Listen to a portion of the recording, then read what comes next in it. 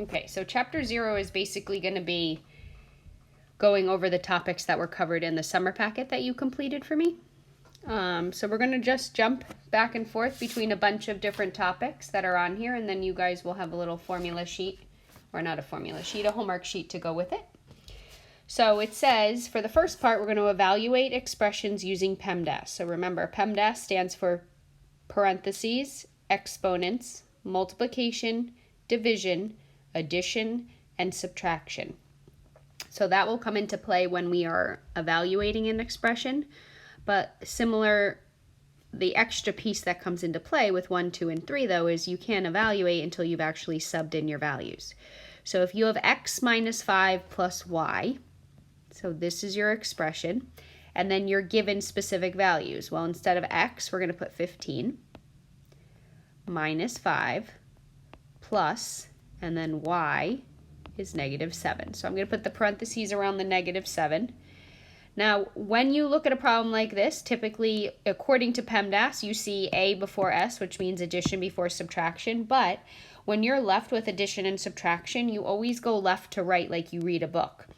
So we have 15 minus 5 minus 7. So 15 minus 5 is 10, and 10 minus 7 is equal to 3. So your final answer should be 3 for that one. For number 2, we're going to sub our values in. So we have 2 times k, which is negative 2, plus n, which is negative 4, over p, which is 5, minus 3. So let's simplify. So we get negative 4, instead of the plus minus, let's just make it minus, over 2, which gets us negative 8 over 2, which when we simplify, we get a negative 4 for our final answer. All right, for 3, we have to sub it in. Those bars, okay, those mean absolute value. So we have 3, and then we have the absolute value of negative 2 plus, or sorry, minus. Should be minus, and then we have a negative 4. Close the absolute value. Plus 2, absolute value sign. 3 minus 5, close the absolute value. Now we know the rule is when we have a double negative, these two negatives become plus. So negative 2 plus 4 is a positive 2. I'm going to leave the absolute value symbols. 3 minus 5 is a negative 2. And anytime you take the absolute value of a function, you get a positive answer. So this is the same thing as saying 3 times positive 2 plus 2 times another positive 2. 3 times 2 is 6, 2 times 2 is 4, and 6 plus 4 gets you 10. All right, type 2, we're going to solve equations. So a little bit of everything here. So when you solve equations, you usually do the inverse operation. So the opposite of subtraction is addition. So in case with number 4, we're going to add 7 to both sides. Those cancel, and we get x is equal to 23. For number 5, when we're adding, the inverse operation is to subtract. So the 12s cancel, and negative 5 minus 12 is a negative 17. With 6, we're adding again, so I'm going to subtract 31 from both sides, and I end up with 10 minus 31, which is negative 21. For 7, what I would recommend is finish the proportion, okay? So what I'm going to do is I'm going to move this negative so that it goes with the x. So I get negative x over 8 equals negative 7, and I'm going to put the negative 7 over 1.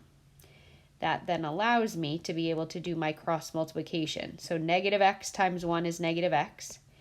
8 times negative 7 is a negative 56. And then the last thing I want to do is just divide by a negative 1, which means that I will have a positive 56 for my final answer. For number 8, I would do the same idea. The x always goes in the numerator in terms of being written next to a fraction. So this is really 3x over 5 equals negative 8 over 1. Then we're going to cross multiply. So we get 3x and negative 40. And then we're going to divide by 3. Now, in math, you're going to learn that not everything is going to be a perfect number. So in this case, you have the option of either leaving it as negative 40 over 3 or you can give me the decimal, which is negative 13.3, and that 3 is repeating. Either option, just make sure, don't shortchange the answer at all, just make sure that you're giving the actual value of the answer itself. All right, type 3 is our solving system. So when you solve a system, it's either by substitution or elimination. The nice part is you always have the option, but sometimes the way the question is worded can sort of steer you in the direction. So if you look at number 9, they are both equal to y, both equations. So in this case, I'm going to opt to use substitution to solve for my variables. Now when I am solving for x and I am solving for y. So if they are both equal to y, instead of this y, I'm going to replace that with what the y equals in the second equation. So I'm going to replace that first y with 2x minus 3, and then I'm going to set it equal to what the rest of the equation said, negative x plus 3. Then it becomes a two-step equation. So I'm going to add x on both sides. I get 3x minus 3 equals 3. Then I'm going to add this 3 to the right. I get 3x equals 6. And when I divide by 3, I end up with x equaling 2. So with 4 through 8, we stopped at that point, but we are solving a system. So when we solve a system, it is a coordinate. We need an x value and we need a y value. So we just found the x value. So the nice part is all you got to do is you take it and you sub it back in. So you're going to sub in for y. Now, you have flexibility. You got two equations there. So I'm just going to take the first one, y equals negative x plus 3, and I'm going to sub in the x value. So that's negative 2 plus 3, which gets me a positive 1. And when you write an answer, you write it as a coordinate, x, y. So x is 2 and y is positive 1. And that would be your final answer for that problem. Okay? So again, the reason I use substitution is because both of them were equal to the same variable. The difference with number 10 is they are not equal to the same thing. So this case, I'm going to show you elimination. So with elimination, we do just that. We're eliminating something. Now what I'm going to opt to eliminate is I'm going to opt to eliminate the y value. So this is a positive 3, which means I need to make this a negative 3. So currently, there is a 1 in front. So in order to make that a negative 3, I need it to be the opposite. I'm going to multiply by a negative 3. And if I multiply that by negative 3, I have to multiply everything in the equation by negative 3. So that first equation now becomes negative 3y plus 6x equals negative 18. And the second equation is not changing. Now sometimes both equations will change if you need to. In this case it doesn't though. And then you're going to add down. So negative 3y plus 3y, we wanted to eliminate that, it's gone. 6x plus negative 6x, you're going to find that that's also gone, which means everything on the left cancels, which means we have a 0. Negative 18 plus 9, you end up with a negative 9, and we know that 0 can never equal negative 9. So this one actually does not have a solution to it. You're going to write no solution. If you were able to solve for x or y, either one, then you would sub it back in just like we did with 9, and you would solve for the other variable. All right, let's keep going. We got 2 more on the back. All right, so in the case with number 11, the y is by itself. So again, me personally, you don't need to, but I'm going to choose to use substitution. And wherever there is a y in the second equation, I am going to replace that with what the y equals in the first equation. So 2, instead of y, I'm going to put negative 4x plus 3x equals 8. So that gets me negative 8x plus 3x equals 8. So that's negative 5x equals 8.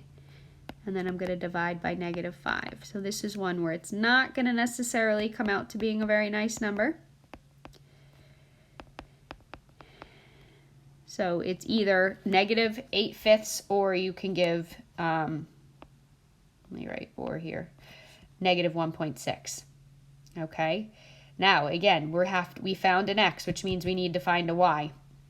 So I'm going to come back up here. Here's my y equation, and I'm going to sub in my x value. Now you can use the decimal or the fraction, it does not matter.